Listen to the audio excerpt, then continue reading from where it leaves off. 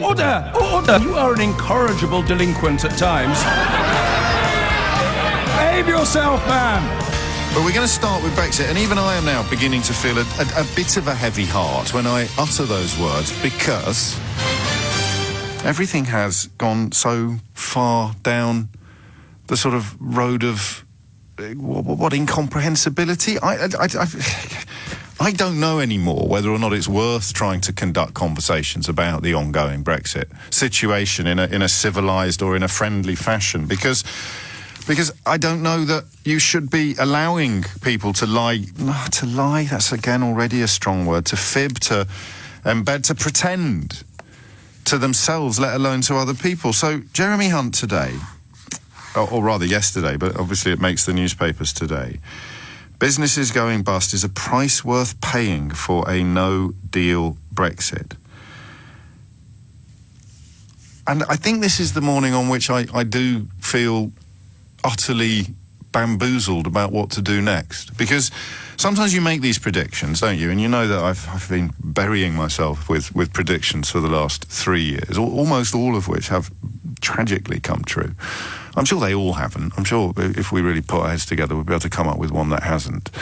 But when I said to you that eventually they'd start claiming that people voted to lose their jobs, even as I said those words, there would have been a little bit of my tongue in my cheek, you know? Also, how can I say this politely? I've been a great endorser. I tell you what I really hate about my job. Only really one thing, actually. It's in many ways the best job in the world. But what I really hate about my job is when people ring me and say things that they've heard politicians say, or they've heard highly paid journalists say, or they've heard proper sort of question time level pundits say. And because I have the luxury of time and space on this programme, I ask them a couple of very simple questions about what they've said. And it turns out that their position is built on sand. Now, and I know this upsets a lot of people on my side of the argument, I still don't blame them for that. I still feel that is, in the massive majority of cases, a symptom of something that's been done to them rather than something that they are.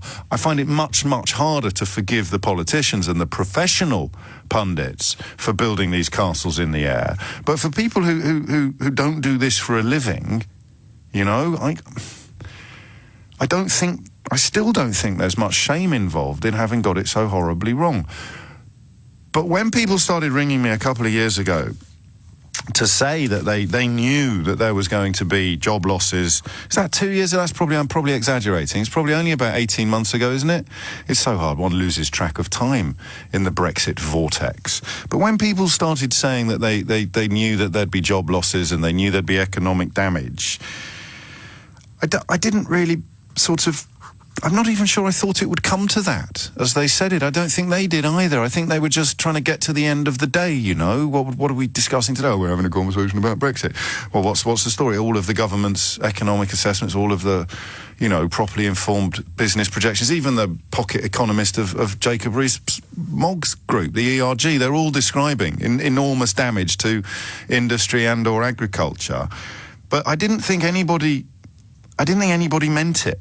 You know, it was like a theoretical universe. I hope it still is. But something really weird has happened to our country when the two men vying to be the next Prime Minister are essentially competing on how prepared they are to watch businesses go bust.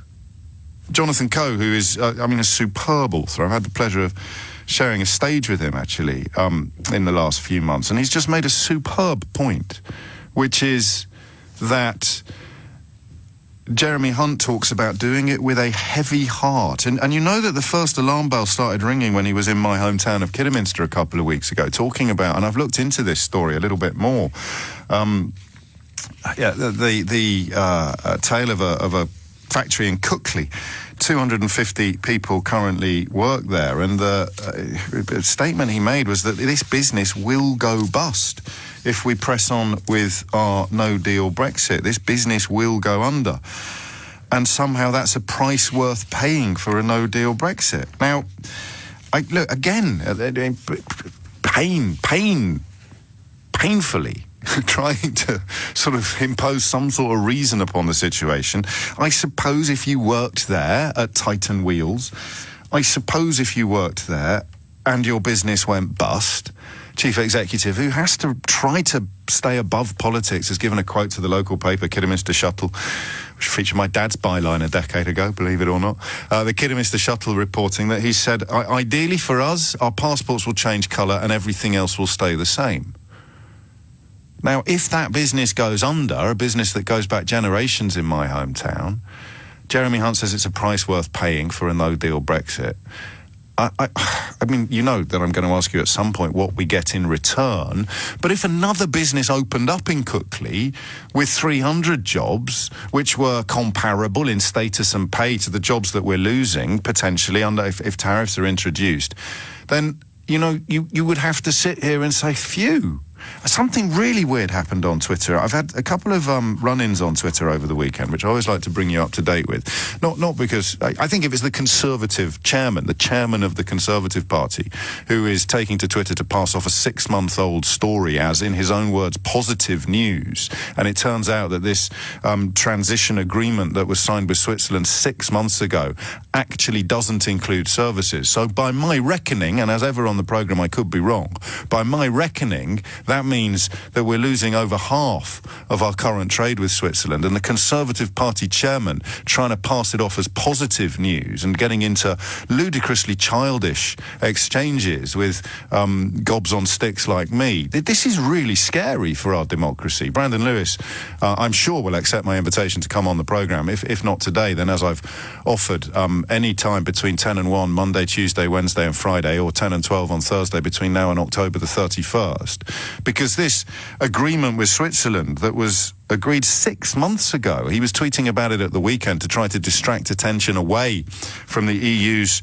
new trade deal with Mercosur, the South American market. That's appalling politics. I mean, it's unbelievable politics, but they're getting away with it. James Cleverly did the same thing with Norway and Iceland. I need to triple check that so-called carrying on agreement doesn't include services. I know for a fact that the Switzerland one doesn't. So you're looking at a loss of billions in trade. And a Conservative politician, a very senior Conservative politician, the chairman of the Conservative Party, claiming in public that that is positive news. Essentially arguing that a bad deal is better than no deal, which is the polar opposite of what they spent the last year arguing. But I digress. I'm going to teach you how to fact-check people like that. Another one, a chap called Stuart Jackson, who used to be the MP for Peterborough, claiming on Twitter that somehow JLR, Jaguar Land Rover, announcing that they're going to make electric cars is a humiliation for Remainers. And again, like me, going for me by name. And you read the first paragraph of the article that he's quoting as evidence of Brexit being a good idea, and it says, a rare dose of good news.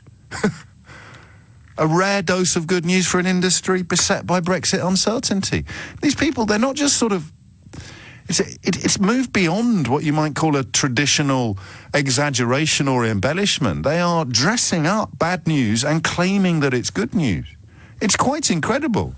Jackson, I read on his Twitter profile, now has set himself up as a Brexit consultant. So politicians that campaigned for something are now trying to flog their services as advising people on how to cope with the thing that they've caused. It was supposed to be sunlit uplands. Why would you need a consultant? Why would you need counsel on having your cake and eating it? It should be the easiest thing in the world. But businesses going bust is the price worth paying for no-deal Brexit. What question should I ask you this morning?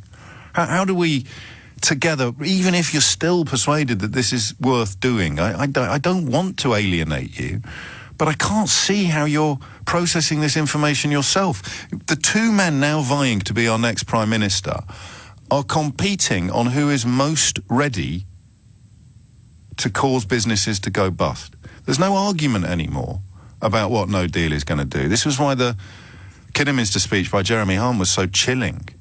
I mean, really chilling. Think about 5 years ago, right?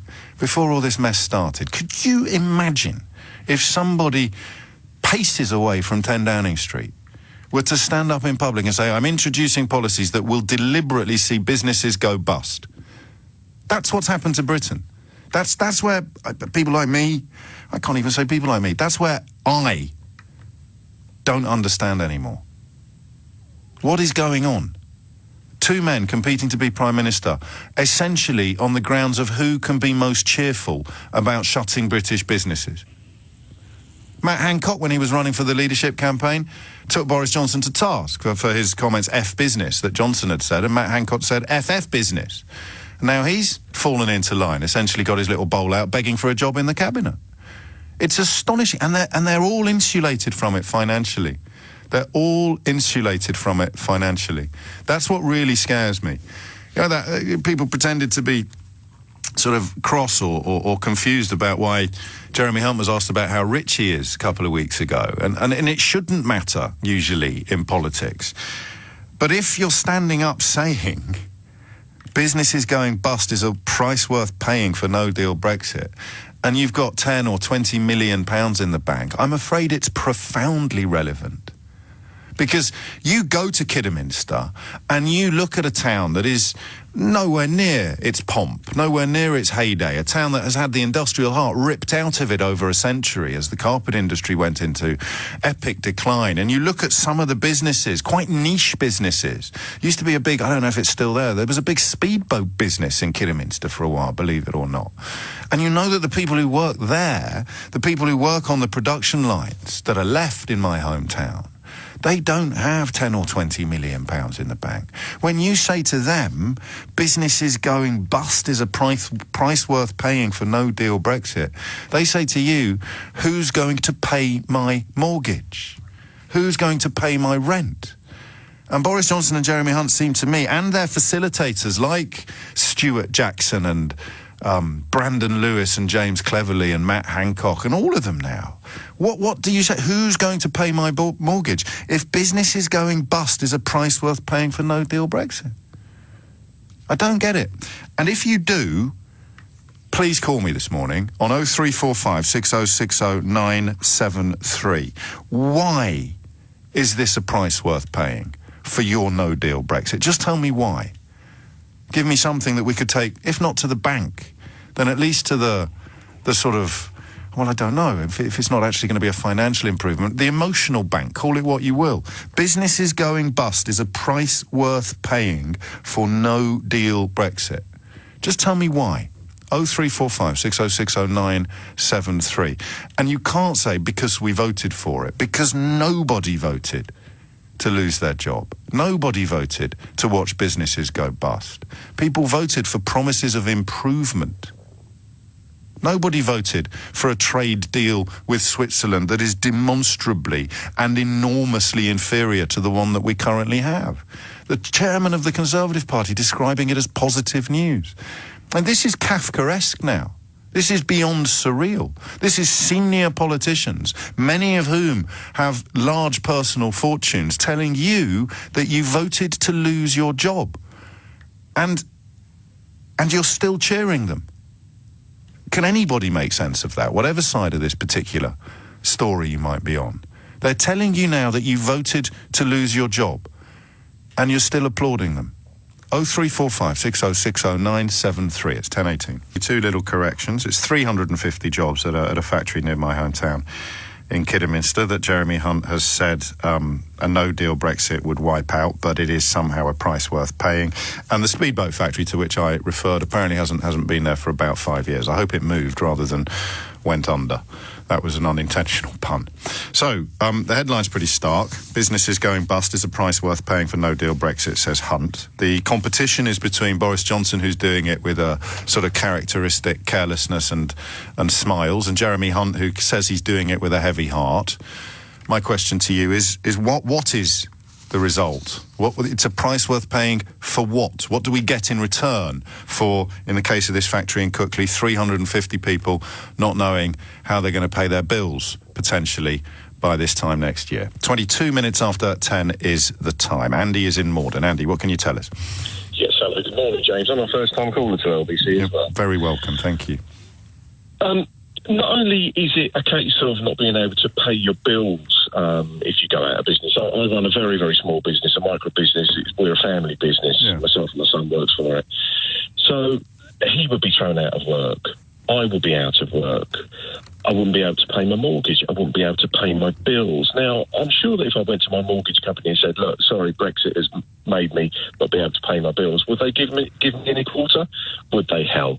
Well, would the gas people say, I sense no, you're already on the same page as me. So, what is this price worth paying? What do we get in return for this price worth paying? I sense, in some ways, I've spent 3 years asking this question, but it feels more urgent this morning than it ever has done before.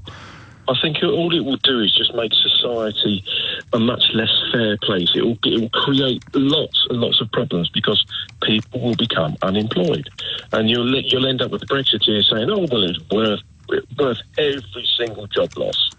Because we look down the line to the sunlit uplands. No, it's not, because a lot of people are going to feel a lot of pain. This is the disconnect, isn't it? This is the disconnect. You and I are talking about what these politicians have actually said now. That's the amazing thing, actually, Andy, isn't it? Because not that long ago, I think I was sitting here talking about economic forecasts that were being described as Project Fear. I was talking about business people issuing warnings that were being described as Project Fear or scaremongering or Brexit derangement syndrome. What you've got now is the only two people in the country who are in a position to become Prime Minister, to become the next Prime Minister, are both describing what was once maligned as Project Fear or scaremongering, not only as true, but also as worth it. Crikey, that's an astonishing swing.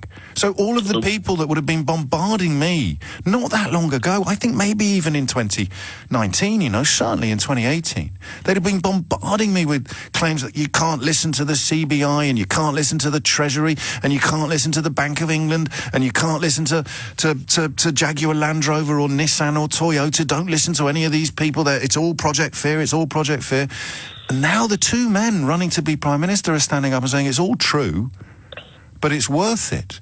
And the same people that were convinced it was scaremongering are still cheering them. I don't think I'll ever quite get that. In common with a lot of other things, it takes a long time for these things to actually work their way through the system. Yes.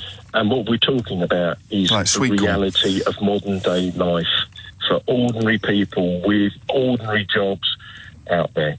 And not for people that have got a huge cushion of money behind them. But there's no way. If I were to just glance at my inbox now, there'd be somebody. I'll find you someone there. Your arguments don't matter at all. It's democracy. These aren't arguments. These are descriptions of the two men running to be Prime Minister, saying that business is going bust is a price worth paying. Now, if you want to bring democracy into the conversation, you have to show me where the people on the Leave side said that a vote for me will mean that businesses go bust, but it'll be worth it. You have to show me that before June 2016. And you can't. And so I appreciate what you say about it takes a while for pennies to drop and for things to work through the system. But if you were sitting at your computer screen or shouting at your television 6, 7, 8 months ago, and you were shouting, this isn't true, Project Fear, and now Boris Johnson and Jeremy Hunt are standing up and saying, it is true, businesses are going to go bust. That psychological reverse, that psychological contortion, maybe I'm being incredibly naive. I don't even want to win the argument anymore. I just want to get my head around what's happened to that person there. Project Fear, Project Fear, Project Fear. Oh, Project Fact, but I voted for it. How does that work? How does a human do that to him or herself? Well, let's face it, the Tory party were supposed to be the party of business, but they've clearly proven themselves not to be by the words that Boris Johnson uttered earlier, which I can't say, and it would appear that Jeremy Hunt is following down the same line. And he has to, and I understand the political pragmatism of it. If he wants to be leader, he has to woo this rump that, I'm afraid, unless someone can provide some compelling evidence to the contrary, he has to woo this rump that fit into the category I've just described. Oh, there's going to be job losses. No, there isn't. Sunlit uplands, Project Fear, shut up, sit down. What do experts know? And now they're both coming out and saying, yeah, businesses going bust is a price worth paying. One does it with a heavy heart, one does it with a spring in his step because he is a borderline sociopath who doesn't actually care about anybody. Hunt's got a double figure millions of pounds in the bank, which is great. I'm not one of those people who believes in more equality somehow involving massive confiscations of wealth from the wealthiest. But it does somehow disqualify him from saying 350 people a car wheel factory in Cookley are going to lose their jobs, but it's worth it. I wonder if any of them would care to give me a call this morning. 10:27 is the time. Steve's in Dewsbury. Steve, what do you think's happening? Hi, I'm a technologist. I work in upcoming technologies, and I can say that things that are going on in Britain, waiting to come in, businesses that are ready, are quite significant. And I think the job losses are inevitable due to AI being introduced into the workplace anyway. No, the job losses we're talking about today have nothing to do with AI. The chief executive of the company... Well, we're not talking in general about theoretical, fictional businesses. We're talking about production lines that when the product at the end of the production line is subjected to export tariffs will not be financially viable anymore. Now, did you vote for that? I voted to leave. Yes, I could tell that already, but did you vote for businesses to go bust? To actually say you are going to go bust and you are not going to go bust, yes. It's hard to say who's going to cherry pick. There are going to be... No, you misunderstood casualties. me again, Steve. Jeremy Hunt is saying businesses will go bust as a direct consequence of a no-deal Brexit. If there wasn't a no-deal... If there wasn't... What I'm saying is that businesses will be... There are new businesses coming up that aren't yet there, right. that will be there when we're out. For example... Great. So no, not for example. I hope you're right, and I'm happy to believe you, but we're not talking about a theoretical future today. We're talking about... We're not. We're talking about technologies that are existing that can't get into the marketplace because we're in Europe. Right. Go on. Well, tell me about the technologies that can't get... Go on. Tell me about the technologies. Yes, which is why today we're talking about the present. So, tell me about the technologies that can't get... You go to China right now, yes, and everybody lives on their phone. Everybody. Everything that is in your wallet right now will be on your mobile phone within 5 years, and the technology to do that, the digital linking technology, is British. The patents are British, and that is coming through. So when that actually happens... Yeah, but we need to be out of the EU for this technology to take precedence, because what will happen... What does that mean? Just slow down a bit. We need to be out of the EU for this technology to take precedence. Just tell me what that means. Yes. Right, okay. For example, all the cash that is in your... We are going cashless. We are going digital, and we're going to go virtual. That is definitely going to happen. The bridging technology that does that is British. Now, that company is actually moving from the country because we can't get traction, not because we want to move. We can't get traction. Sorry, what's the company called? Smartglyph.com. And where's it moving to? Well, the investment we've just taken is from America. This is your own business, is it? This is a business you're involved in? I'm involved in it, yes. Right, so what is it about European Union membership that has prevented you from doing anything? At the moment, what we're saying is that should we follow the Norway model, should we not follow the Canada model? No, you can't follow the Norway model because we're not in EFTA. So what is it about... When have we ever been followers? We're a country of leaders. Steve, you're doing emotion. No, here is the question, because I think you know more about this than I do. What is it about European Union membership that at the moment is restricting your ability to trade? Because you cannot be Switzerland, which is where we should head, with being in the EU. You need to be independent to control. I'm going to ask you once more.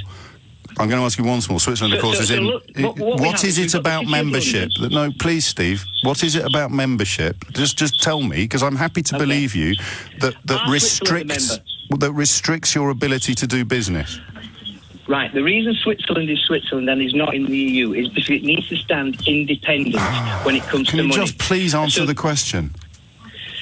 Well, I'm trying to answer it in the way that, okay, what, by being a member, you can't stand independent and say, we hold the purse, we're the prize, which is what Switzerland does right now. What does that mean? What can't you do at the moment? We can't hold the purse. That's utterly meaningless. What is it you can't do? And you know that the EU has just set... You can't stand independent. You cannot stand on your own and say, right, we are the prize. Let's say, for example, in Docklands, we've got the strongest IT infrastructure in the world. As members of the EU. Yeah, well, irrespective, it is No, it's not irrespective, is it? Because we wouldn't have that unless we had a membership of the biggest trading bloc in the world. Once more, Steve. And it's not the biggest trading bloc, it's the second or third the biggest, mate. Bloc. Steve, one question for you, all right? Your business, what can't you do today that you'll be able to do when we leave with no deal? Because if we leave with no deal, we're not going to be anything like Switzerland. we can. Well, what my argument is we need. I don't want your arguments. I want your points. Independent. I want your evidence. What can't you do, in a nutshell, using your expertise, of which I have none? You've got me right over a barrel here. I know nothing about this sector. What can't you do today that you'll be able to do in November if we leave with no deal? Stand independently as, for example, a central bank, as Britain being the central bank for the world. If we're the central bank for the world, we cannot have partisan relationships with other places in Europe. You work for a technology company. You're not going to be able to establish Britain as the central bank for the world. Tell me about your company Steve, what can't you do today that you'll be able to do in November? Just as a simple business proposal. Fill your boots. Stand independently without being authoritarian. Stand independently. That doesn't mean anything at all. And here's the first story that will pop up on your Google about Switzerland and EU. Relationships between non-EU Switzerland and its 28 EU neighbours were strained on Sunday, with the European Union threatening from midnight to terminate its preferential treatment of Swiss stock exchanges. Steve, how is that standing independently? Right, so partly, if we stand back and say, OK... You've got to answer one question that I've asked. You've got to answer one question that I've asked. Yeah, how is the EU being able... Oh, mate, I give up. Seriously, have a great day. It's 10:34. I'll show you how it works today. I'll just pick through some exchanges with the likes of James Cleverly and Brandon Lewis, and I'll show you how easy it is to blow holes in what they're telling you. Because if you don't blow holes in what they're telling you, you end up with people like Steve. Millions of you getting in touch to remind me that Switzerland is actually in the single market. And, of course, that the idea that being a European Union country is going to prevent you from going cashless is going to come as enormous news to people in Sweden and Germany and Ireland. But I don't know. I don't get it. It's what is this prize? What is this brew that is so intoxicating that even a simple sip of it would make it, in Jeremy Hunt's words, a price worth paying for businesses to go bust. And this company in Cookley, Titan Wheels, 350 jobs. This was the first time he stood up. And I think he had to do this. I do think he had to do this. He's trailing to Jeremy Hunt among Conservative members. He's ahead to Boris Johnson among Conservative members. He's ahead among potential Conservative voters. I think he's ahead among the public at large as well. So the idea that Johnson will deliver electoral success is beginning to look a little wobbly. So Hunt knows exactly who he has to woo. He has to woo people who want to be told that a no-deal Brexit now, the only Brexit left really, as I told you over a year ago, the only Brexit left really, once reality has bitten, he has to woo the people who want to be told that it's still a good idea. And that has reduced him to claiming that businesses going bust is a price worth paying. And I just want to understand how. I mean, the last fella, and I don't like picking over the bones of previous calls unduly, but I think he deserves it a little bit, couldn't name a single thing. So we've got to leave with no deal, we'll be like Switzerland. Switzerland is in the single market. We categorically cannot be like Switzerland. But to have, and it's no criticism of him, because there'll be people, not between 10 and 1 on LBC, but there'll be people all over the rest of the British media, famous people, politicians, pundits, making these claims and not dealing with people who've got the facts and evidence in front of them to pull them to pieces. And I thought by now we might have moved. I sense some movement. I sense some demand for detail. But these new phrases now that get trotted out, so this astonishing state of affairs over the weekend, where Brandon Lewis tried to claim that our agreement with Switzerland, an agreement to carry on trading in goods as we currently do, he claimed it was positive news. And you spend 30 seconds on the government's own websites to establish, A, that this agreement doesn't include services, and B, and I think much, much more importantly, actually, B, if you go back to the most recently available figures, which I think are for 2017, just look, come on, get your abacus out, all right? Brandon Lewis, the chairman of the Conservative Party, claimed this weekend that a 6-month-old agreement with Switzerland was both positive and news. right? So we can, I think, all agree it's not news, but is it positive? What's your definition of positive? Is your definition of positive the loss of £12.7 billion worth of trade? Because as I understand it from the government's own figures, this deal with Switzerland that is 6 months old will keep the £7.5 billion worth of goods, i.e. tangible products, that we currently trade with Switzerland, that we export to Switzerland. It will keep them, and indeed it will keep the £7.9 billion worth that we currently import from Switzerland. So we're trading with them on goods at a slight deficit, actually. But on services, which are not covered by this agreement, we wave goodbye to £12.7 billion worth of exports, and we lose £4 billion worth of imports. And he tells you that that's positive news. And then he uses emojis on Twitter, and when I invite him onto the programme, tumbleweed. That's what we've become as a country. The two men vying to be Prime Minister, standing up in public, competing on who is most prepared to shut businesses down, and the chairman of their party trying to pass off a 6-month-old story that sees us lose £16.7 billion worth of trade as positive news. If I've got this wrong, we've put in 2 calls to Brandon Lewis's office this morning. 3 now, I'm told. And if I've got this wrong, we'll find out. He is telling you, he is the chairman of the Conservative Party, and he's telling you this is positive news. But it's a loss of £16.7 billion worth of trade. Jeremy Hunt is telling you that businesses will go bust, but it's a price worth paying. A price worth paying for what? 0345 606 0973. I don't even know if we can stop it anymore, but my personal priority now is to keep getting the facts out there. Because if we don't, what happens next? This character Jackson, who used to be an MP for Peterborough, claiming that Jaguar Land Rover opening new production lines to make electric cars is a humiliation for Remainers. And the article he quotes contains the line saying a rare dose of good news. A rare dose of good news for an industry beset by Brexit uncertainty. They're literally now trying to sell you bad news as good news. Or they're trying to tell you that things that would have happened anyway, or things that are carrying on as normal, are reasons for celebration. These are the people that told you your life would get better. You would be wealthier. There would be more money for the NHS.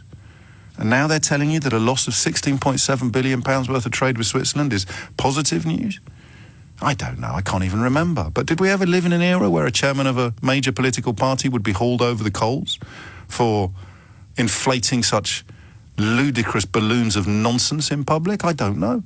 But everything seems to me to be under threat at the moment. Everything that is rules-based, evidence-based or fact-based.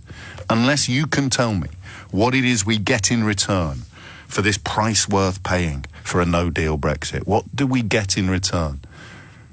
Please don't say Britain will become the world's central bank or some such.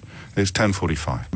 A couple of you pointed out that it's possibly even worse than I realised. So if we currently have a deficit in trading goods with Switzerland, just £400,000, we export 7.5, we import 7.9. We've agreed to continue doing that, but we've got no free trade agreement on services, where we run what's the opposite of a deficit? Anyway, we're 8.7 billion up on the trade in services, surplus. Is that the right word? Then this is actually bad news on both counts.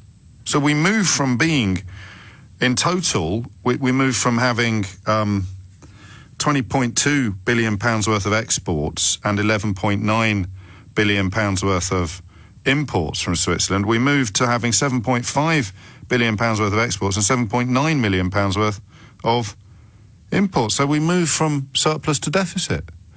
And the chairman of the Conservative Party, Brandon Lewis, I'm sure is about to turn up on the programme any minute now, has told you this is, well, it's 6 months old, the announcement, and this weekend he claimed it was both news and positive.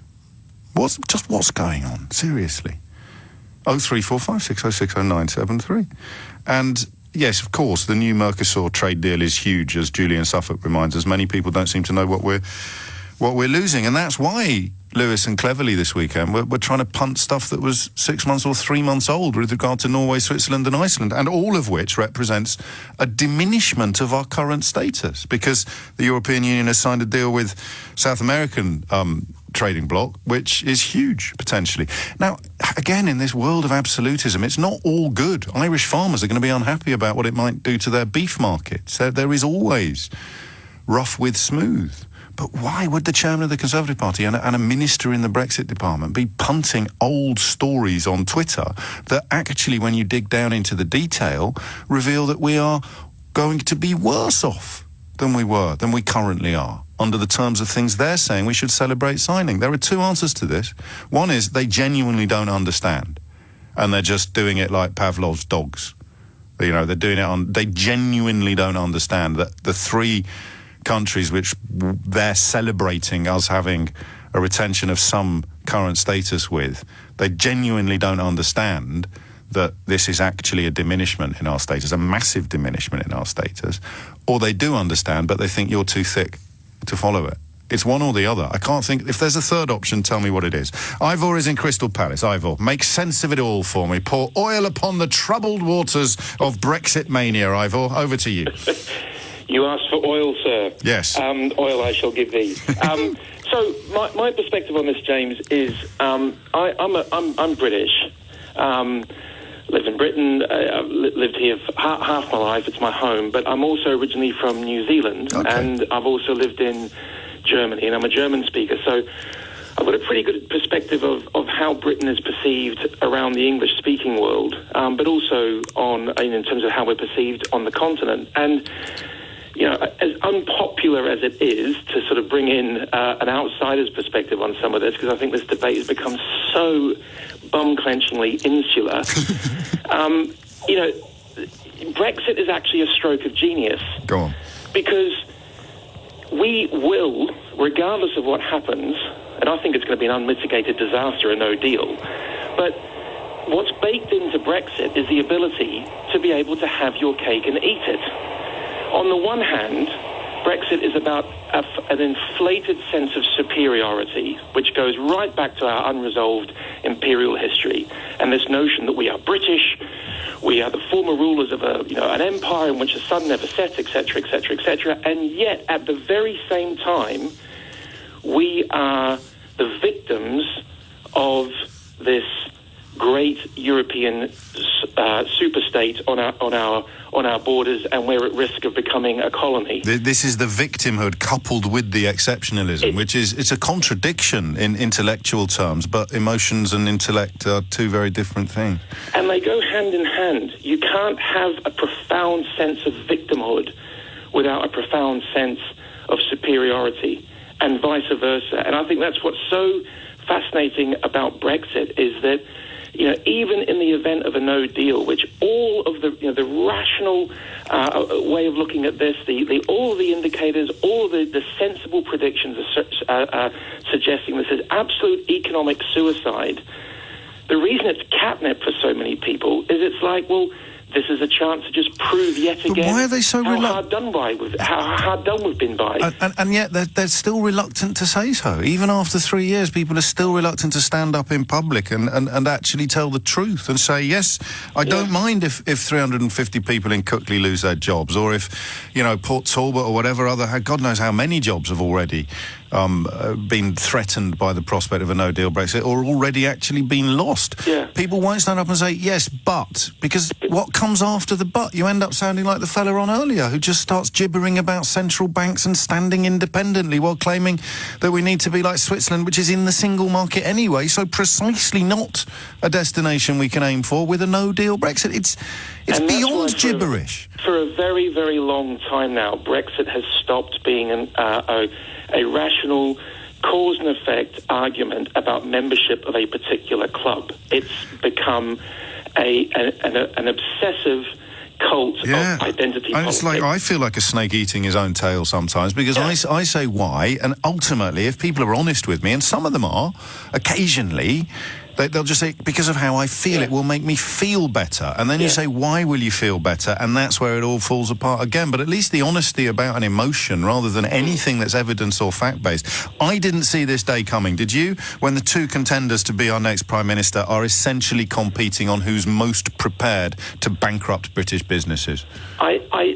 I'm not sure I saw it coming, but at the same time, I'm not surprised because logically, we're going further and further and further into that cul-de-sac where the only option here is at some point to be open and honest about the truth. It's and they how can't, that's and the being Conservatives can't do that because you've got Farage still spouting his nonsense from the sidelines, which is the reason why Johnson and Hunt have to continue inhabiting a universe divorced from reality. And this is why when I talk to friends and family about this, sometimes to sort of get through the conversation, I have to remind myself this is actually like speaking to somebody who's signed up to a cult. You can't actually reason with somebody who is treating this subject as if it's an article of Well, I have faith. to carry on. I have to carry on reasoning. It's all I've got, mate. I know. You can't. If you give up on reason, you know, all bets are off. You give up on reason, and the reason that we're looking for today is the reason why business is going bust is a price worth paying for no-deal Brexit. And this is the moderate candidate. This is the candidate who actually voted to remain. But any ambitions to lead this country or the Conservative Party at the moment hinge upon claiming that 17.4 million people voted potentially to lose their jobs. I don't get it. I never will, but I can't stop asking. 0345 60 60973 is the number that you need. It was a superb point, I felt, that the British Kiwi lad, as this tweeter describes him, made. You're also seeing it with the likes of the alt-right and incels in America, where they're apparently both the victims and the superiors in their own mind. Alan's in Guildford. Alan, what do you think? Yes, hi. Hello. James. I think a lot of things. I've been, your words over the last few years have resonated with me quite a lot around Brexit. And I think the narrative is getting crazier and crazier. And you're asking the question, what is the prize and yes. what would people get? And I think over the last 2 weeks, I get a strong sense of what that is. And you'll have to follow me here because we have to go wider than Brexit. I've only got 90 seconds, so I'll follow you, but be brief. Okay. The context where we are at the moment is we have ecological crisis, where basically when you look at the evidence, the world is going to go. And this is horrible truth that no one wants to hear. And the only people who actually are happy to lie is the Brexit people saying, look, if you do this, all will be lovely. And the more they lie, the more people say, yes, I don't want to hear the truth. I want to hear the liars.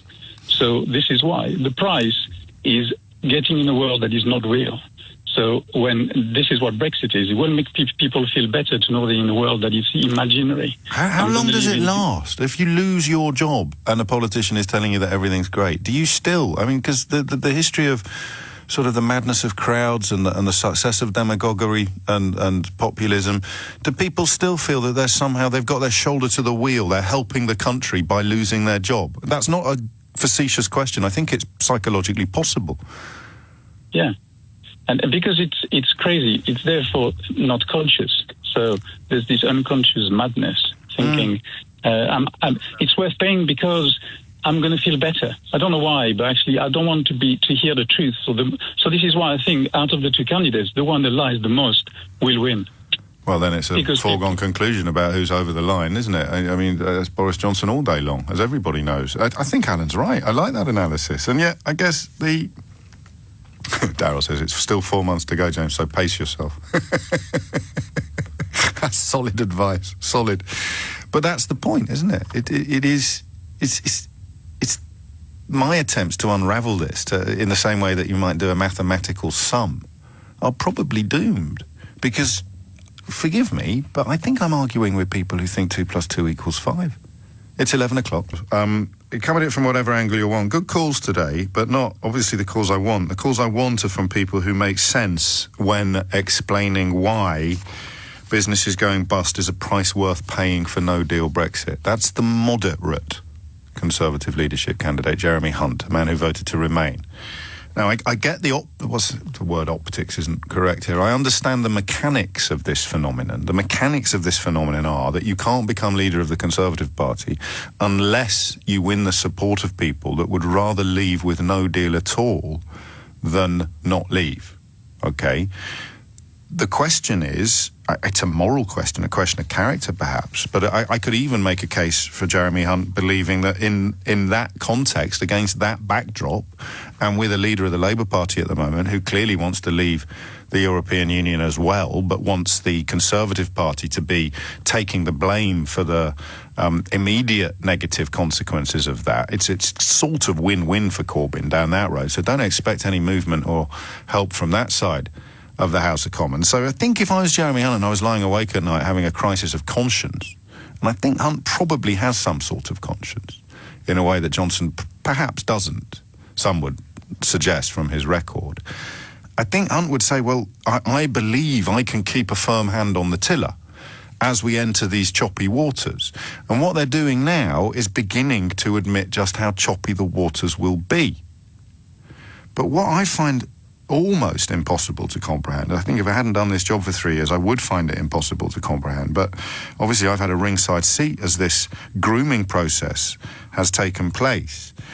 What I find staggering still is the fact that people are now queuing up to claim that they voted for really choppy waters and sinkings and capsizings all along. Here's the phrase, okay? This is Jeremy Hunt at the Birmingham hustings a couple of weekends ago. I was at an amazing company that manufactures steel wheels for off-road vehicles.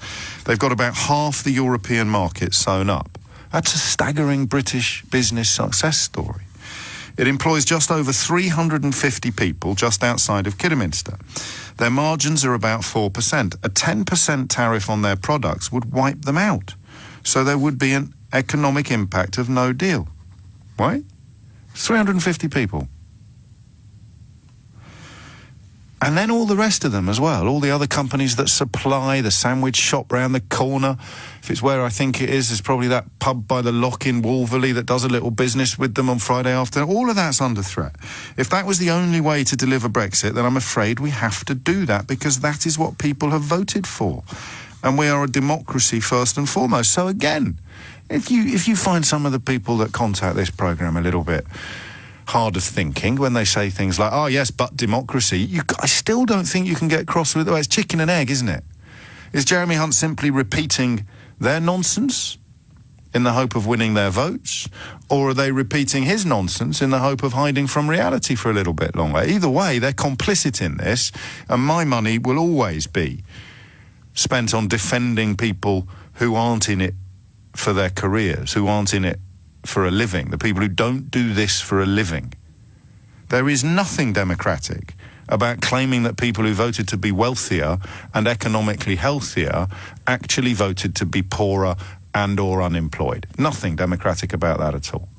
Unless I'm missing something.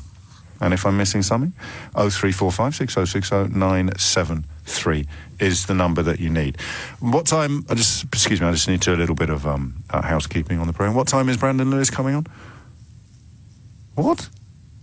Oh. And you've told them that any time between now and October the 31st, I think I've got some holiday booked in August, so we better triple check that. It'd be embarrassing if he came on then. But 10 till 1, Monday, Tuesday, Wednesday and Friday, any day this week, next week, the week after, 10 till 12 on Thursdays, because we're not going to mess with Mystery Hour, it's only Brandon Lewis. But any of those, 14 hours a week, he's welcome to come on and talk us through this Switzerland trade deal that he was passing off as positive news this weekend. Because this is not a Sun columnist. This is not a Rupert Murdoch lackey. This is the chairman of the governing party claiming that something diminishing the United Kingdom's trading status is somehow positive news. And if we don't start squeezing those boils and extracting all of the pus from these political cankers, then it can only get worse. That's the point. That's why I don't give up and go home. Because if you continue to let them get away with this, it will only get worse. So then you turn to another fellow. I need to issue a small correction here, because the phrase I used was beset. I said, it's a rare dose of good news for an industry beset by Brexit uncertainty. This is a story about Jaguar Land Rover building electric cars, which the former MP and assistant to David Davis, Stuart Jackson, claimed was a humiliation for Remainers like me. So I read the article that he was tweeting.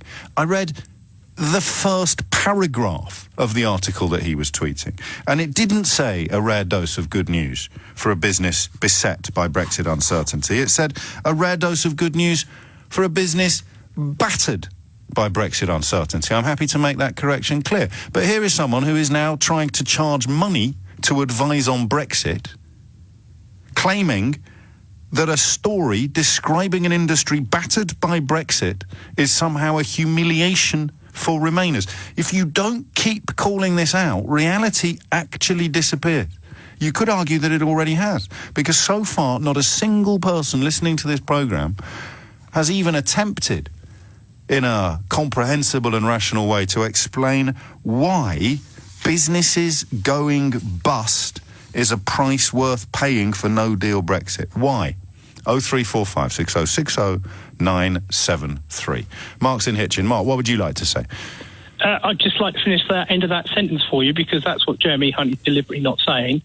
What he should be saying is it's a price worth paying for the survival of the Conservative and Unionist Party. There's nothing else, is there? There's nothing else. There is absolutely nothing else. I mean, this party, unfortunately, has turned into a cult.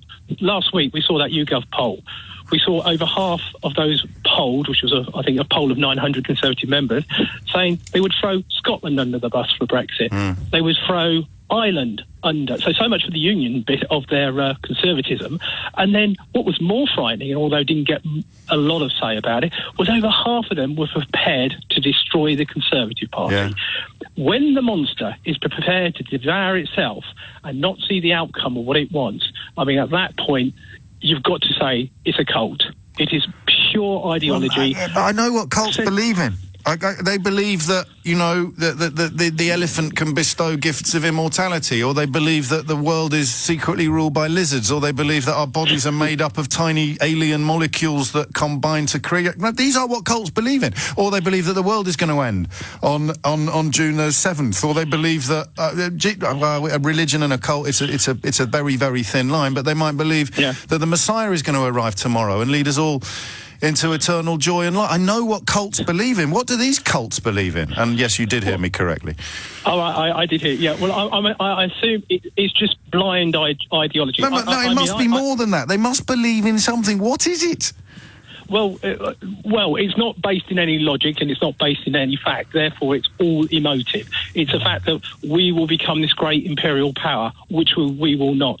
People seem to forget that Churchill was at the point of having to sue for peace if the Americans hadn't have stepped into the war because of Pearl Harbor. Now that's a matter of historic fact. We don't need to distract ourselves with historical facts. I'm interested in. I know you're questioning You're questioning the myth, or not even the myth. You're questioning the history they subscribe to when constructing their ideology. But I don't think we need to do that.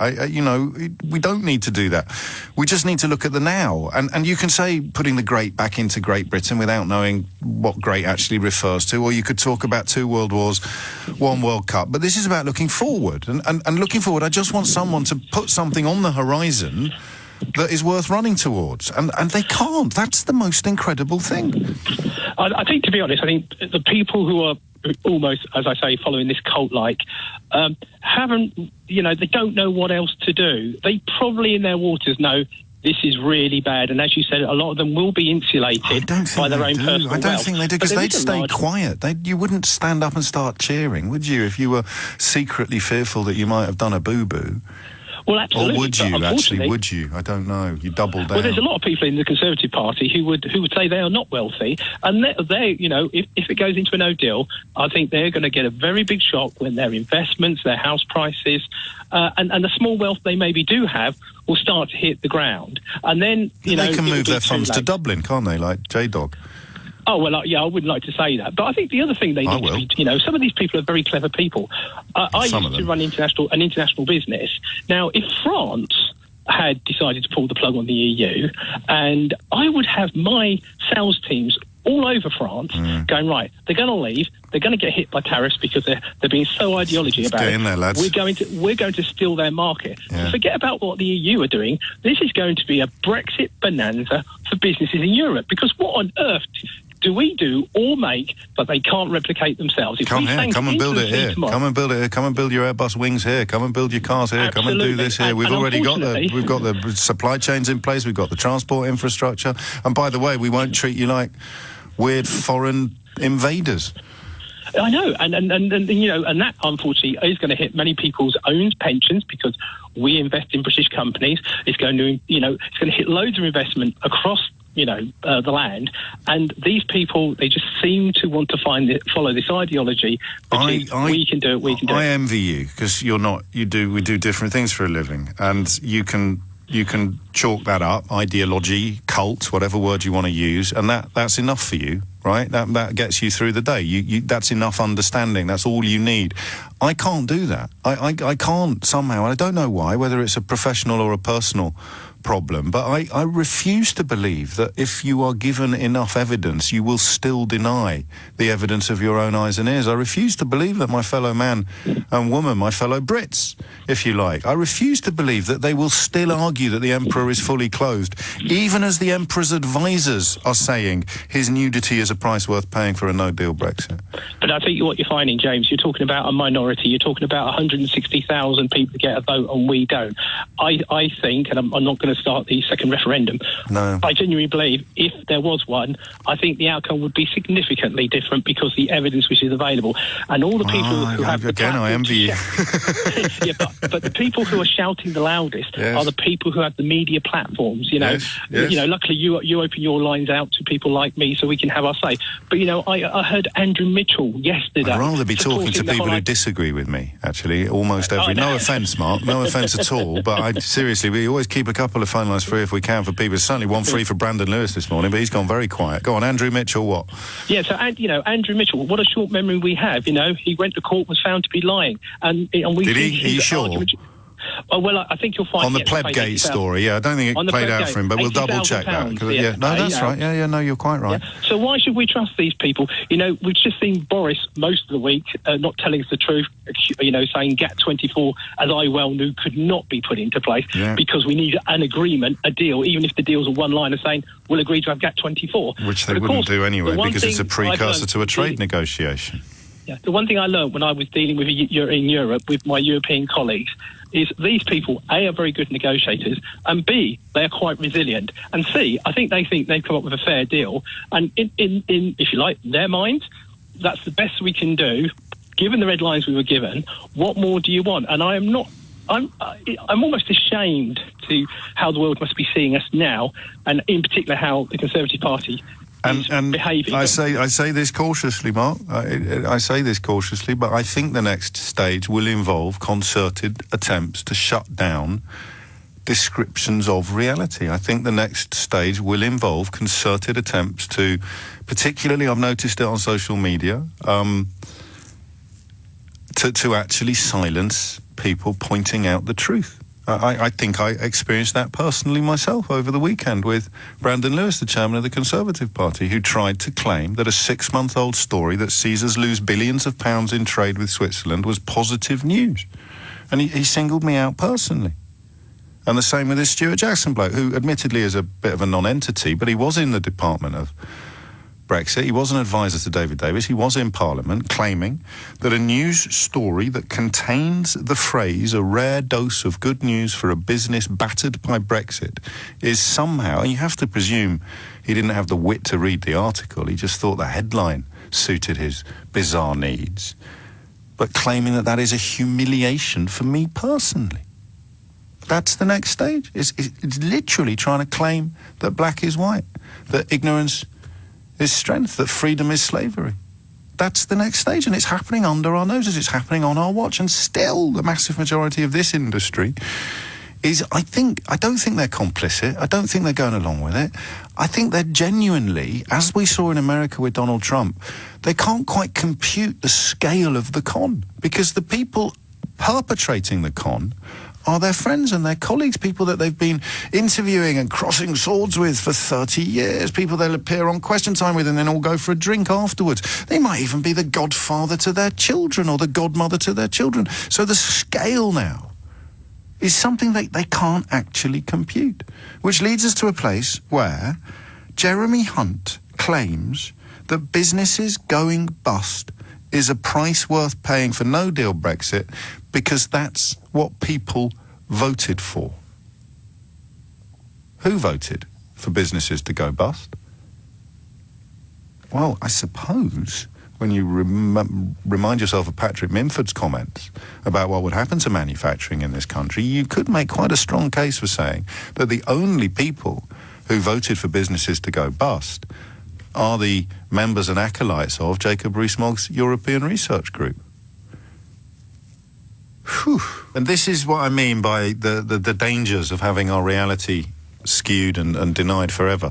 You know, and this is a little thing, and it may be that I've done something wrong on the old computer, but you know when you do a Google search and you can click on which category you want, all news, images, videos, maps, or other stuff. So there's a trade deal signed the back end of last week between the European Union and Mercosur, which is a South American trading bloc. Contains a bunch of South American countries like Argentina. And it's huge, right? It took 20 years of negotiations to get to this stage. For the avoidance of doubt, it is not perfect. Irish farmers are already complaining. I follow Irish media quite closely at the moment because it at least reflects the reality of Brexit. But just take this on board. And I'd stress again, it's perfectly possible that I am doing something wrong or making a little mistake here. I don't think I am, though. I really don't.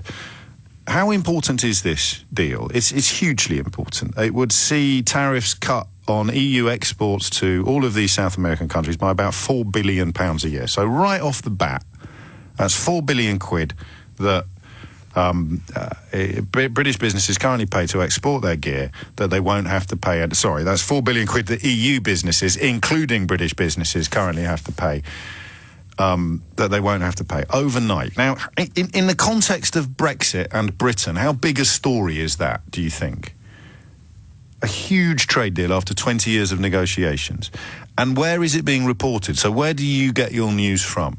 The BBC reported it on the 28th of June, but the top stories on British Google, when you search under the category news for the search terms Mercosur EU, these are the stories that come up on British Google in English. Deutsche Welle, the German outlet, the Buenos Aires Times, the Wall Street Journal, a blog, a respected blog, I think, called the Brazilian Report, and Gulf News. You scroll down a little further, the Financial Times have covered it. They've described it as, in terms of tariff reduction, it is the largest deal the EU has struck. Duties on EU exports to Mercosur are expected to be cut by €4 billion, not pounds, my apologies, €4 billion a year. And I'm going to scroll down the whole page until we find a British newspaper other than the Financial Times. Reuters have done it, Irish Times, Euronews English, Irish Times. It's just not there. And so, in answer to the question of how have people been persuaded into a position of such abject ignorance and danger, right? There is part of your answer. So what are we talking about? What were Brandon Lewis and James Cleverly playing at this weekend? Putting up stories about a 6-month-old agreement with Switzerland to retain our current status for trading goods without mentioning that we will be waving goodbye to billions of pounds worth of services.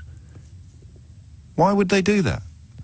Why would Cleverly put up a story about Norway and Iceland agreeing to continue trading goods with us on the terms we currently enjoy? No improvement whatsoever.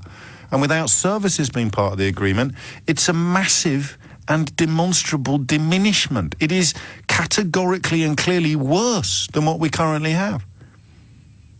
They're two senior Conservative politicians. And then you come to the EU-Mercosur deal, which I think... I'd love to do a show of hands. I made a right muppet of myself the other night at the O2. I started asking the audience to put their hands up in order to establish some points, and completely forgetting that was on the radio. Because Dimbleby used to do it on Question Time. So I had a brief outbreak of the Dimblebees, and I asked people to put their hands up in the hall, and then suddenly realised, of course, that A, no one listening on the radio can see, and B, I didn't have my glasses on, so I couldn't even do a very accurate description of how many hands were in the air anyway. I couldn't see the back of the hall. And then I did it again, because I'm such a flump. But I would love to now, if everyone... Let's sound like Kevin Keegan again. I'd love it. If everyone listening to this programme right now, if I could see your hands, how many people had even heard about that Mercosur-EU trade deal, while simultaneously having a strong opinion on Brexit and the European Union? Or, perhaps, because no one's really rung me yet, someone who genuinely believes that businesses going bust is a price worth paying for no-deal Brexit. Alex is in Islington. Alex, what would you like to say? Hello, James. I'm not that person. I'm sorry. And by the way, you forgot about the South American thing. That took them how long to negotiate? 20 years. I said that. 20 years. Yeah, come on here, picking. Oh no, you're going to tell me something else. And how long is does Jeremy Hunt say that he can do it? About a month and a half. Probably by October the 31st. Is that the plan at the moment? Do you know? Do you want to know something? No, hang on a minute, because this is quite powerful, really. Because I've noticed right wingers, and Venezuela are obviously having a right nightmare at the moment, and for reasons that they don't understand. Right-wingers use it as some sort of warning about what will happen if you vote for a Labour government. If Venezuela, which was only suspended in 2016, if Venezuela gets readmitted into Mercosur, they will be trading with the European Union on better terms than we are. Brilliant. Wouldn't it be great? Wouldn't it be great if there would be, because obviously, you know, the majority of people who support no deal, they're not crazy. They just need a little bit of a push, and they're not going to get it from you. You know, your name is already, because Brexiters know you now. You're famous. But I haven't been wrong about anything yet, Alex. I know. Surely that's the point at which you go, oh, I hate that fella, but he's been right about it. Sure. If they were putting money on it, who would they put their money on? The bloke who's got the last 30 winners, or the bloke who hasn't had a winner since 1975? All right, but how about if there was someone who they thought was vaguely a bit more Brexity than traitors, you, but still knew what they were talking about? How about someone like Theresa May? Remember her? No, Remainer, mate. She wouldn't work. Even Michael Gove, the co-convener of Vote Leave, was called a traitor or a not a proper Brexiter in print about a month ago. Liam Fox is coming across now. Of all people, Liam Fox is actually telling the truth about now. He's not telling the truth about what he said in the past, because he's claiming that he'd always said the only way we could have frictionless trade is by being in the single market. But he's now admitting that that's true, and he'll get crucified, mate. But it might help. It might help if Theresa May, what's she doing now, right? Since that nice speech she gave outside Downing Street, where she ended up going in tears. Yes. She's been at G20 in Osaka last week, and so she had two major opportunities: the nice speech outside Downing Street and whatever she said outside in Japan, to say, "Now look, everybody, I've got nothing to gain. I've got nothing to lose anymore. I'm gone." But no, I promise you. I know everything that's been going on. Yeah. And let me tell you, from the bottom of my heart, she never wanted to leave, Alex. She's done everything she can to sabotage it. Look the way they're talking about Ollie Robbins, an impartial civil servant trying to make the best of an appalling hodgepodge that was served up in front of him, and he gets talked about as if he's some sort of traitor. He gets talked about as if he's some sort of enemy of the state, enemy of the people, by the liars, by the snake oil salesmen, by the con artists. It wouldn't work, I promise you. If Theresa May did anything like that, it would just be proof that she didn't believe enough in the first place. Johnson is the only one that could do it. But only for the nutcases. I think if she said with specific examples to, I don't know, for example, I work in aviation, the Airbus in Wales, right? If she made specific examples, all those discussions she had with the Japanese car companies, and she's got nothing to lose now. She came out and said, well, she's got her credibility and her record to lose. Go. Why didn't you tell us sooner? Look, maybe you're right. We'll never know. I'll tell you that for nothing. Talking about putting money on things. We'll never know. But I do know how that rump will respond. And while you might be right across the broader sweep of the nation, you're not right about the 160,000 members of the Conservative Party. That was quite profound, even, what one of your last callers just said, James. The one who tells the biggest lies will win. This is very true, unfortunately. I think you're right, actually. I mean, you know, my view is that as soon as you allowed racist liars into the mainstream, into public discourse, gave them season tickets on Question Time, newspaper columns, etc., then unless you called them out all the time, it was a very lonely business, then this is what would happen. You would end up having to legislate for lies that have been believed. And that's where reason and rationality disappear. And I can't stop. I'd like to now. I'd like to never talk about it again. I'd like to just let it happen, let reality bite. But reality won't bite. As we keep demonstrating, the chairman of the Conservative Party was misleading you on social media this weekend, claiming that a 6-month-old story that sees Britain lose billions of pounds worth of trade with Switzerland was positive news. If I've misrepresented him, then we've now called, I think, 4 or 5 times. He agreed on the show, so I'm glad to see you're engaged on Twitter at the weekend, Brandon Lewis. Apparently, other producers tell me it's usually very, very easy to get him to appear on this radio station. I don't know, maybe, are we sure we've got the right numbers? He said on Twitter, glad to see you're engaged, about a positive news story, or words to that effect. I just want to know how it's news if it's 6 months old, and how the hell it's positive if it sees us lose billions of pounds worth of trade that we currently do with Switzerland. 0345 6060 973 is the number that we need. 11:37 is the time. And that's the point, isn't it? Is that I would quite happily talk about nothing but potholes and parking tickets for the rest of my so-called career. But if we don't keep calling this out, it can only get worse. James Cleverly, Brexit minister, I think, at the moment, claiming that this similar arrangements with Norway and Iceland. Was it Norway and Iceland? Again, not including services. So it's going to be worse than what we've currently got. And they're trying to tell you to celebrate. They're trying to tell you it's good news. Quite incredible. And yet, not incredible at all when you consider that Jeremy Hunt stood up in public in Birmingham, just 20 miles or so away from Kidderminster, and described a factory in Kidderminster that employs 350 people and said a no-deal Brexit would wipe them out, so there would be an economic impact of no deal. But if that was the only way to deliver Brexit, then I'm afraid we have to do that. And I think the only reason is to sustain the survival of the Conservative Party. Christoph's in Wembley Park. Christoph, please, make more sense of this than I can. I don't think I can, James, actually. But I did want to get something out of my system. Please. You've been talking about it for a long time. It's the F business phrase.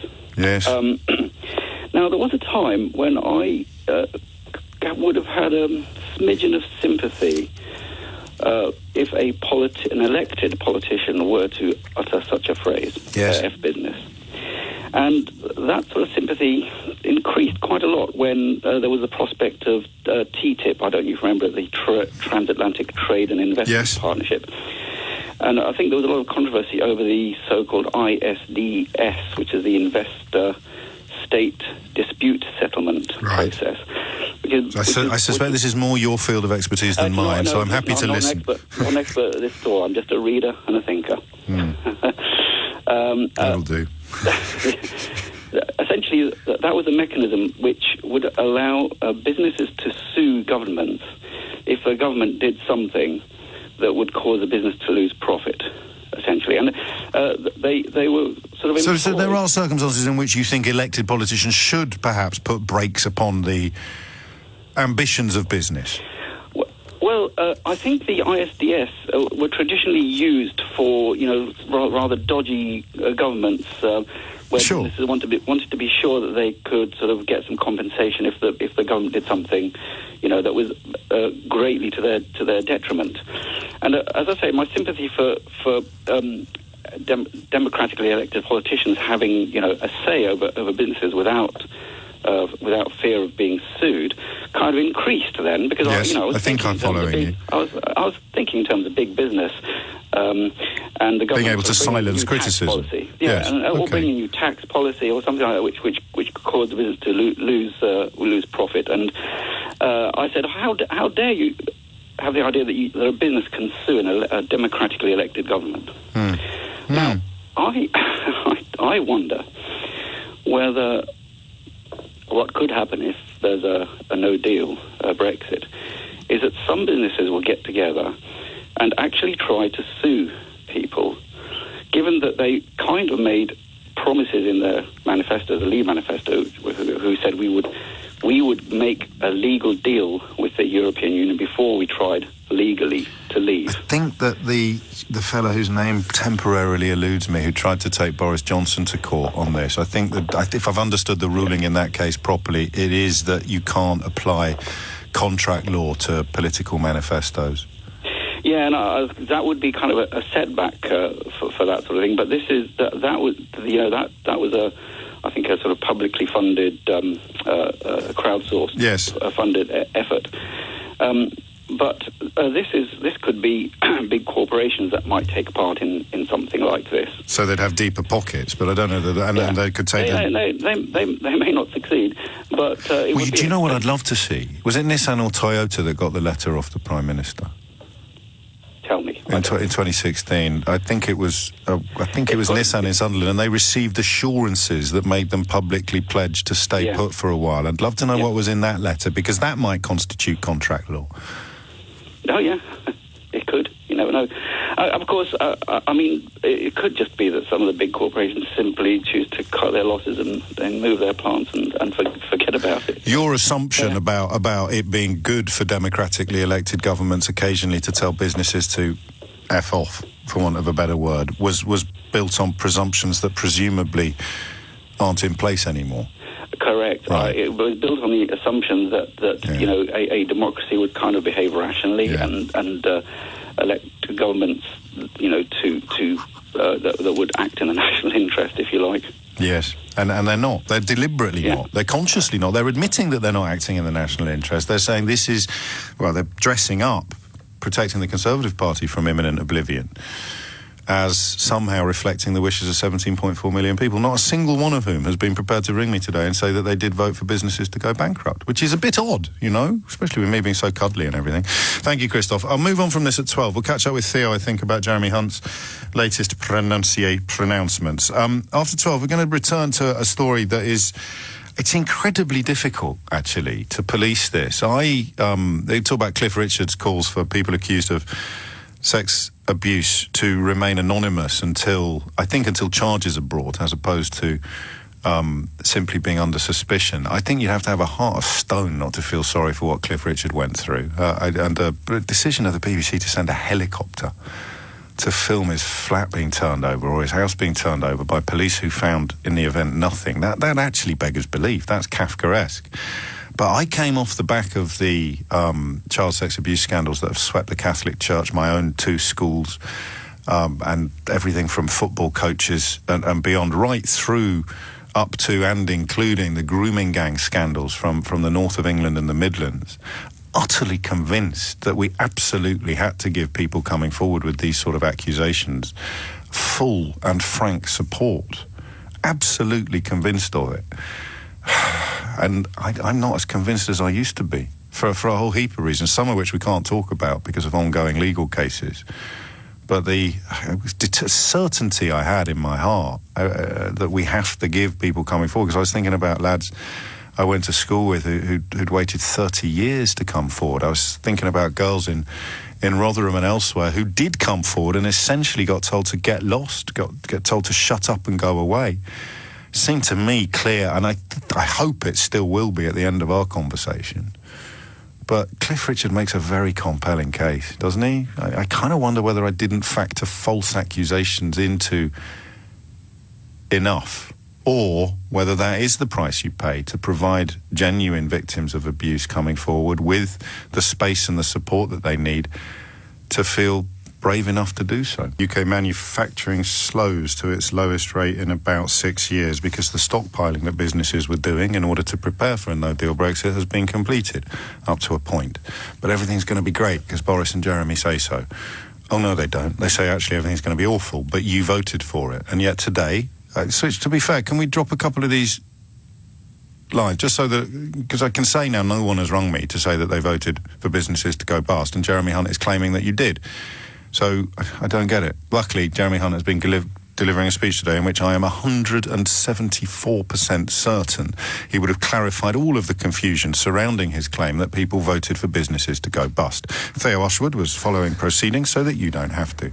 Jeremy Hunt was setting out his 10-point Brexit plan. He's previously said that he can negotiate a better deal than the one hammered out by Theresa May, but he has also insisted that if there isn't a deal to be done, he would revert to a no deal. Now, one of the questions that comes out of that is, when would Jeremy Hunt make such a call that he doesn't think the European Union could offer something better than it offered Theresa May, and therefore we need to make that switch in government policy to a no-deal Brexit? I'm going to correct you. I'm so sorry. Will you forgive me? What have I? No, it's not a question of what the European Union offered to us, because the final withdrawal agreement included the concessions that they gave to us, which we asked for. Yes, so it was actually not an offer that we could take or leave. They reached an agreement. We said we want more. The European Union said, well, this isn't what we want. This doesn't really suit us. But in the hope of actually securing an agreement, we will allow this backstop to be extended to the whole of the United Kingdom. We really don't want it to be, but we'll do, because otherwise, mate, you know, if you're doing it, what chance is there of the people possessed of less integrity and honour and decency than you of getting? It's all right, you know. It's a lonely furrow that I plough. So let me just recap, because I now stand corrected. Yes. The obvious question for Jeremy Hunt is, when will he make that switch in government policy, having come to a recognition, if that is what is to happen, that the European Union and the UK's agreement will not be changed? When would he make that switch in government policy to a no-deal Brexit and see Whitehall ministers and civil servants follow the course of the UK leaving the European Union on October the 31st without a deal in place? And today, Jeremy Hunt set his own deadline. As Prime Minister, I'll make a judgment on the 30th of September as to whether there is a realistic chance of a new deal being agreed that can pass through the House of Commons. If my judgment and the judgment of my Cabinet is that there is a deal to be done, I will seek to conclude the negotiations and pass a new meaningful vote and any necessary legislation in the House of Commons before the end of October. If my judgment is that there is no deal to be done, I will immediately cease all discussions with the European Union and focus the whole country's mission on no-deal preparations. This is with what we're presuming will be a majority of 3 in the House of Commons with the DUP. Jeremy Hunt finds himself in an arms race, a Brexit arms race with Boris Johnson. He voted to remain in the European Union back in 2016.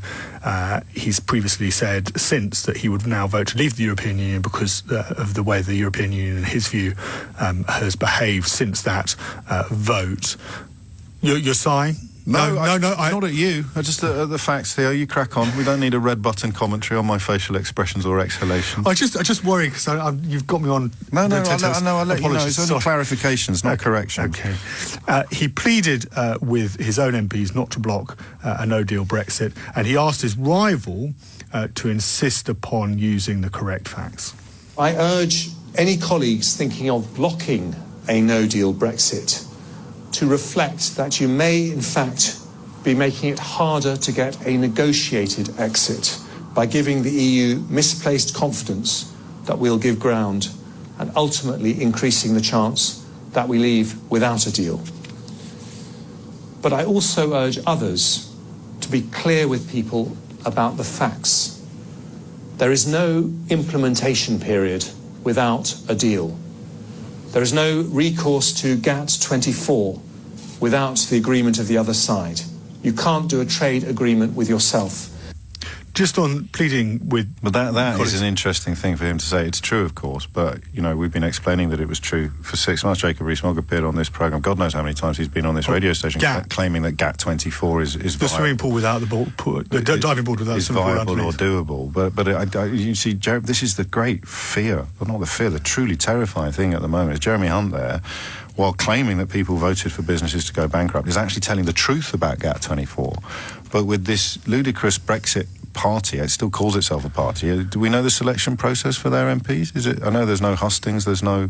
It's an agreement between the local associations and the for the Brexit, no, for the Brexit party. Who should they unveiled 100 candidates? Oh, the Brexit party. Oh, I don't know. No, that's done with an executive committee. Oh, no, unbelievable. Theo Ushwood is still here to talk us through the increasingly surreal state of Britain, not just Brexit, but the whole sorry mess of national government and politics. And as I've said to you, perhaps 364,000 times in the last few weeks. Don't expect the opposition to do anything to fix this anytime soon. They're sitting on the... It's an astonishing story of the weekend about Jeremy Corbyn apparently reportedly being considered too frail and possibly ill by civil servants to be Prime Minister, which is an appalling abnegation of duty, I think, by civil servants if they did indeed speak to the Times.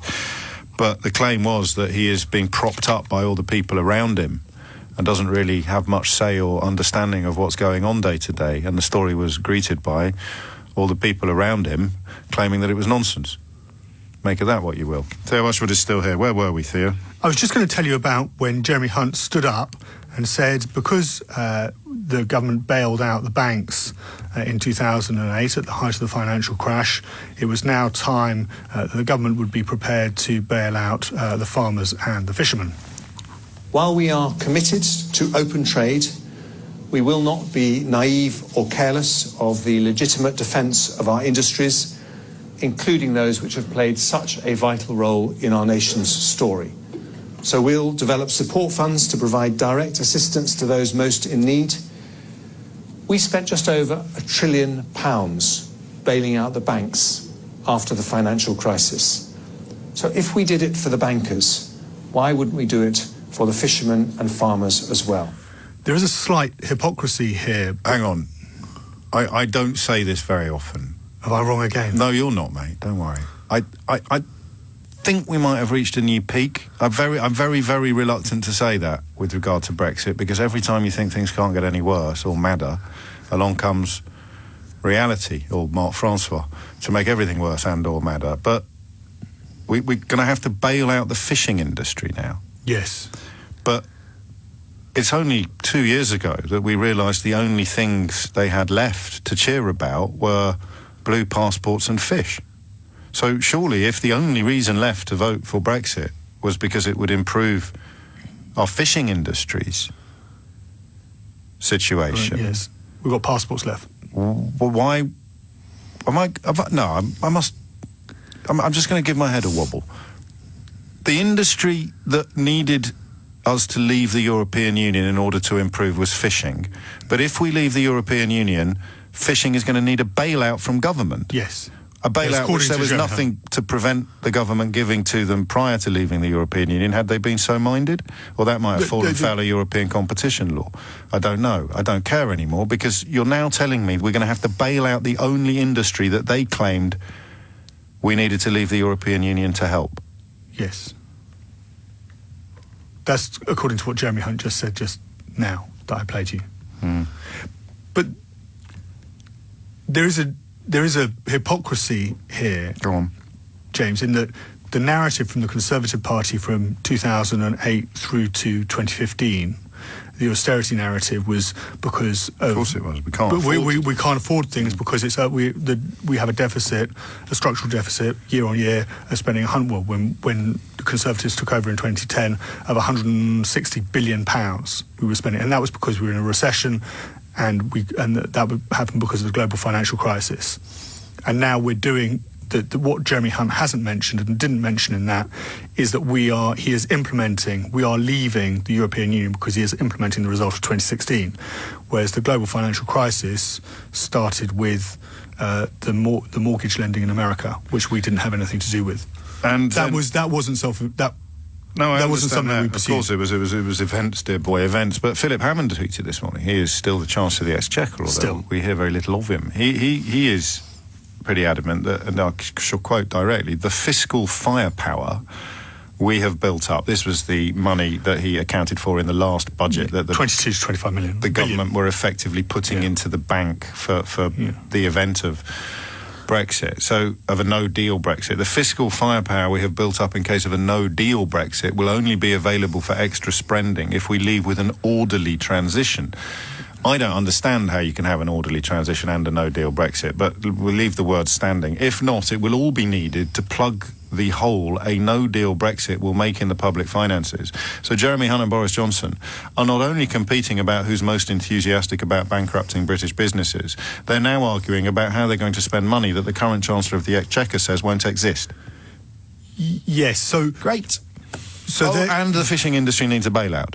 Yeah, but that goes in... They would argue that Jeremy Hunt and Boris Johnson would argue that money comes out of that 22 to 25 billion that Philip Hammond has highlighted, but saying it's not available in the event of a no-deal Brexit. Yes.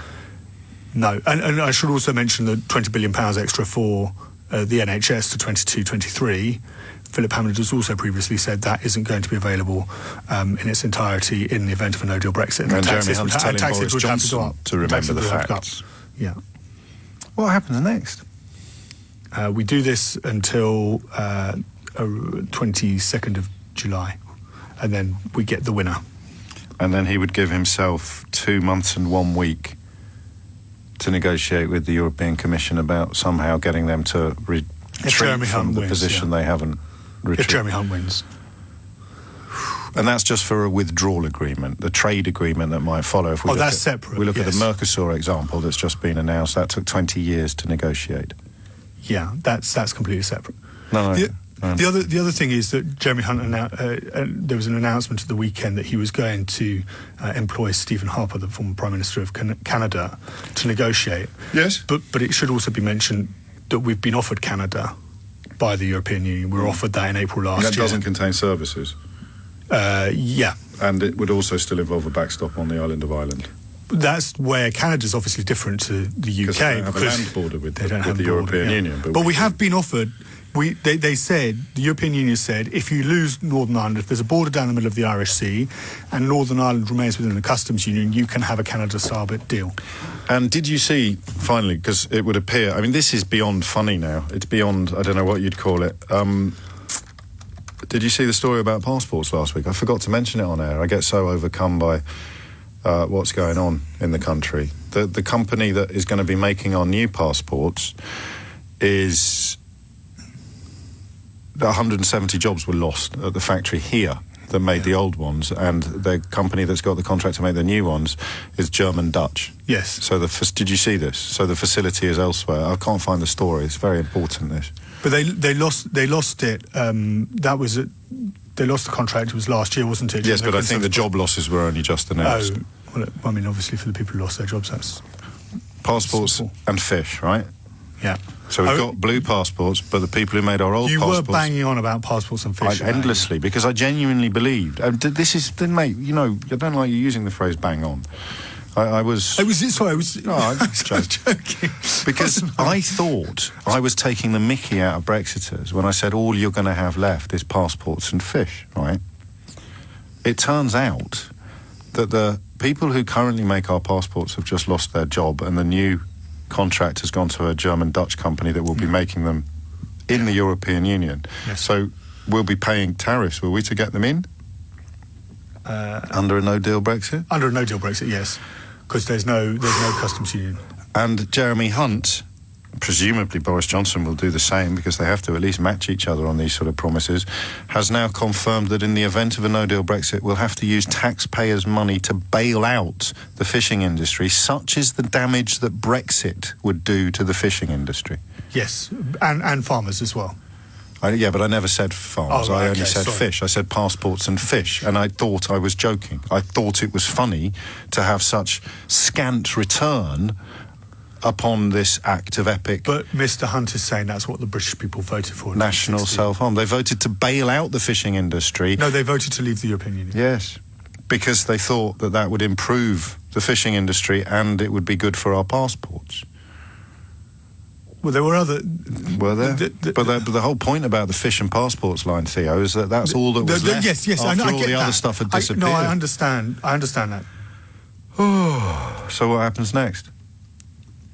Well, this goes on for another 2-3 weeks, and then we get the new Prime Minister, and then they've got to somehow hold the government together for a week while Parliament is still sitting. And then we'll have... Any word from the European Commission on whether or not they're around for negotiations in July and August? No, they're on holiday.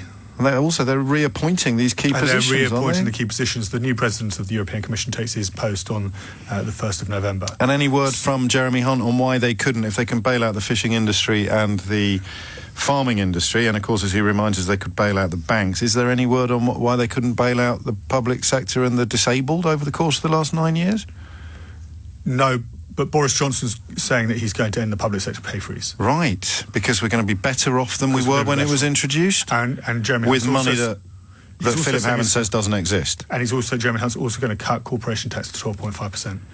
The passport story is in the Newcastle Chronicle. It's another example, perhaps, that South American trade deal with the European Union not getting anything like the coverage one might expect. That passport story, it'd be everywhere, wouldn't it, if the boot was on the other foot? If it was... You've got this fella, have you ever come across Stuart Jackson? Former MP. Yeah, this fella claiming that it's a humiliation for Remainers that JLR is going to build electric cars in Birmingham, and in the story he's tweeted that it actually contains the line, a rare dose of good news for an industry battered by Brexit. It's as if the news now has ceased to be objective, and you won't find this passport story anywhere about British workers losing their jobs as a result of changes to our passport contract. You're the expert, mate. You're the only one I can turn to in times of trouble. Like Mother Mary, he comes to me, whispering words of wisdom. Just believe in Brexit.